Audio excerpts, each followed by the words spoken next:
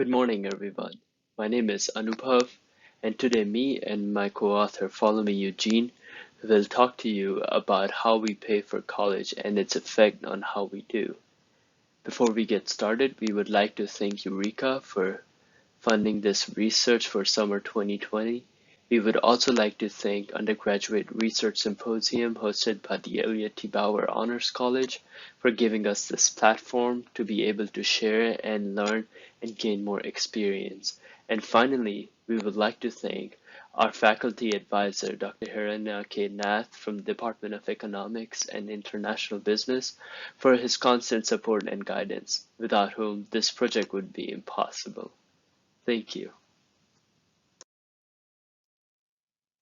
Motivation for this study does come from a very personal incident of mine.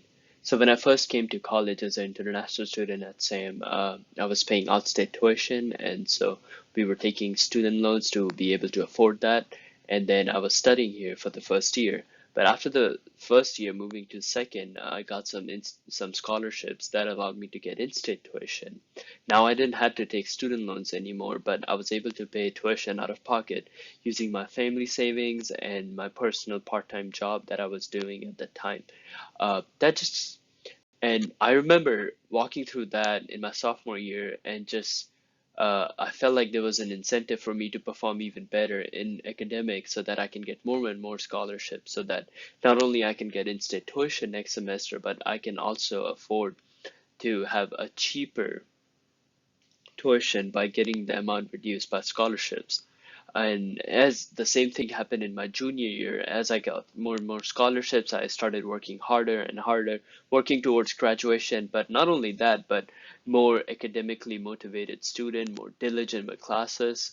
And that just made me ask question, how did my perspective change on how I pay for college versus how I do in college?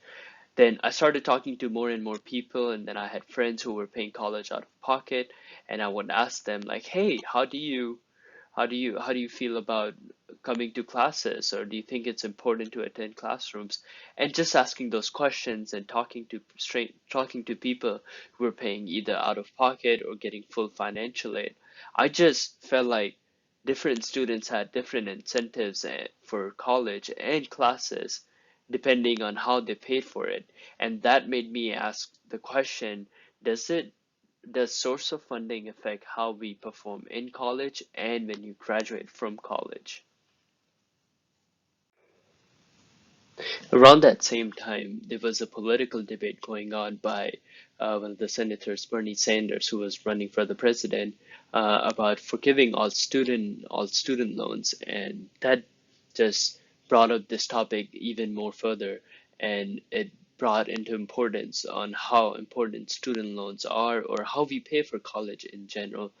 And then I started looking at other literature on this field of study, and I found a lot of work by Georgia Hope Scholarship where they did performance-based funding, only giving it to students who performed well, and they had really positive impacts in Georgia, and it just helped students grow, improve their GPA, improve their attendance and graduation rates.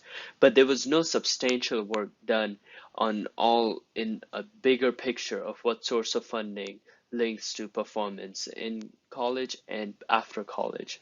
And there was also some research done on students who work part-time tend to have a lower grade because they tend to give less time to studies, but there's there's plenty of other studies that we found in the literature review, but none of them completely answered that question for us.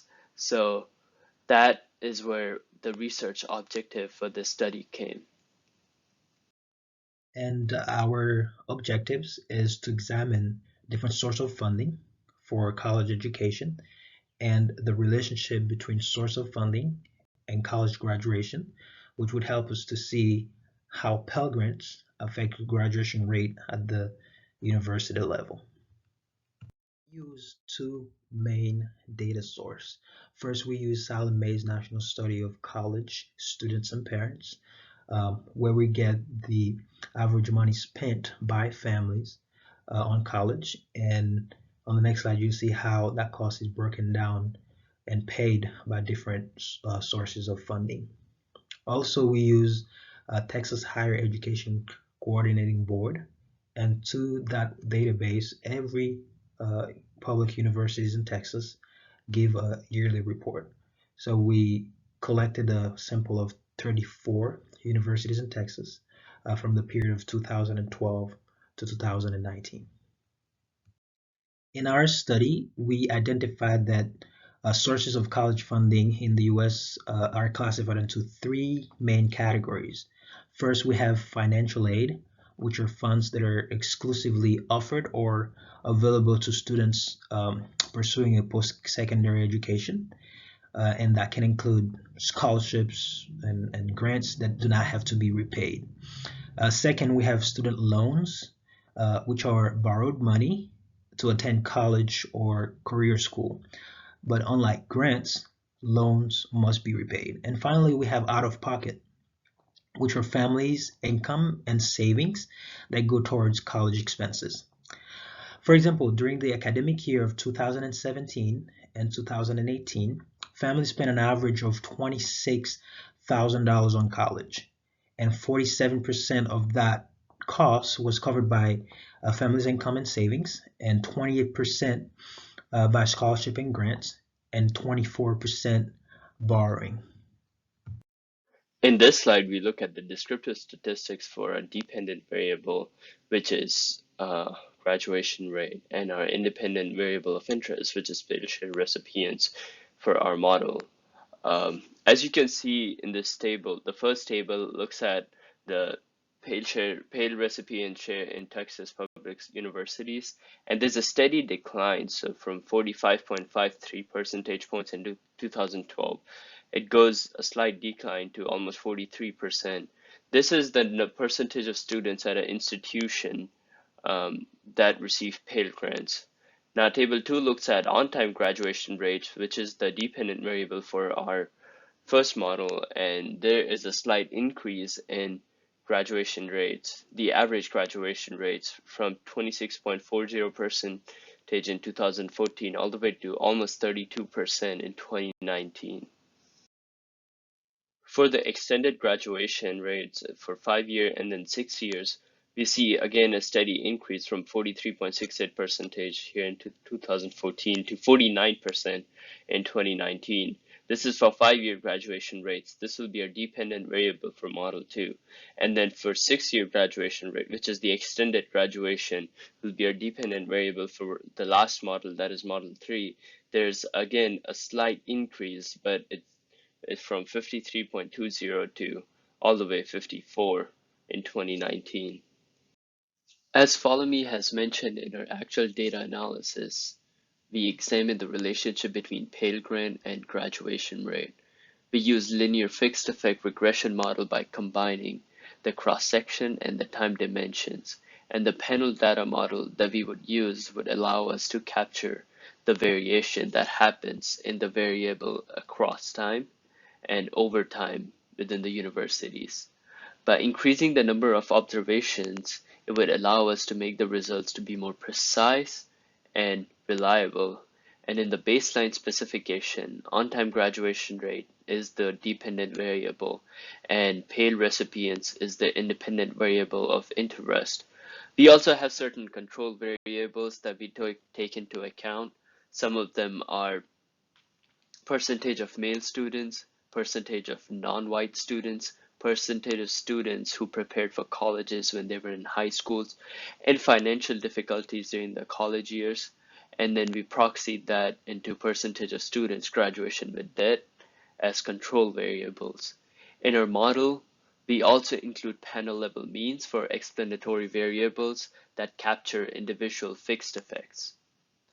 In two additional specification, we look at 5 year and 6 year, which is the extended graduation rate, as the dependent variable.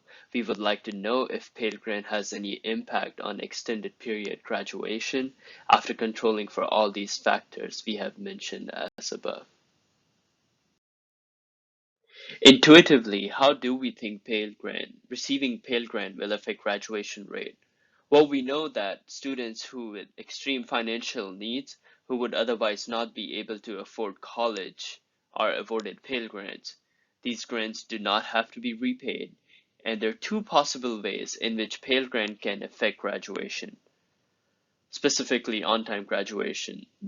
These grants, by taking the financial burden off the students, would allow them to focus more time in school. They wouldn't have to work part-time jobs to be able to afford, and thus create an increase in on-time graduation for these Pell recipients. In contrast, we can have a case where students, although the financial burden is lifted, now since both full-time and part-time students can qualify for Pell Grant, they can work part-time, take other financial responsibilities like family responsibilities and obligations, and it would create a complacency among students. As a result, more and more Pell recipients would be having extended graduation, so it would increase the extended graduation rate. So in this analysis, as we look at the results, we have to see the two possible intuitions or two possible outcomes that can happen. A prior will not commit to one of these two possibilities, and we let our analysis find evidence in the data for the most prevalent case, especially in Texas. We now present results of our regression analysis. Instead of presenting all the estimated coefficients from the three models we have taken a look at, we will be presenting coefficient estimates for only Pell recipient share. That is our variable of interest for these three models. As you can see in the table, we have included the coefficient values along with their standard errors indicated of statistical significance. For Model 1, in which on-time graduation rate is the dependent variable, a 1 percentage point increase in Pell recipients share for a university leads to a 0.23 percentage point increase in on-time graduation rate. This is after controlling for gender, race, college preparedness, financial difficulties, and university-specific factors. However, the impact is not statistically different from no or zero impact. Thus, there's little evidence that schools with higher percentage of Pell Grant recipients would have a higher on-time graduation rate. However, we see 5 and 6-year graduation rate as the dependent variable. The estimated coefficients are not only positive, but they're statistically significant. That is, schools with higher percentage students receiving Pell Grants have significantly higher 5 and 6-year graduation rate. You can look at the numbers right here and the statistical significance they have. But there is one thing to be clear, that is, to pursue the story with solid evidence, we need more data on part-time versus full-time students, on further individual student level data, which would give us a bigger picture. In conclusion, we say that there is little evidence of Pell Grant that have any statistically significant impact on on-time graduation. However, universities with higher proportion of Pell recipients have significantly higher extended graduation rates. As a policy, Pell Grant seems to have significantly contributed to overall graduation rates in Texas. However, in order to increase on-time graduation, stricter policies and rules might have to be implemented. In future, individual student level data and information on full and part-time status of the students would be really helpful in extending this research and doing it in a more rigorous manner. Data on other sources of funding will also be very helpful, and it would also help us answer the general question we had in the beginning. Thank you so much for your attention. If you have any questions, please feel free to reach out.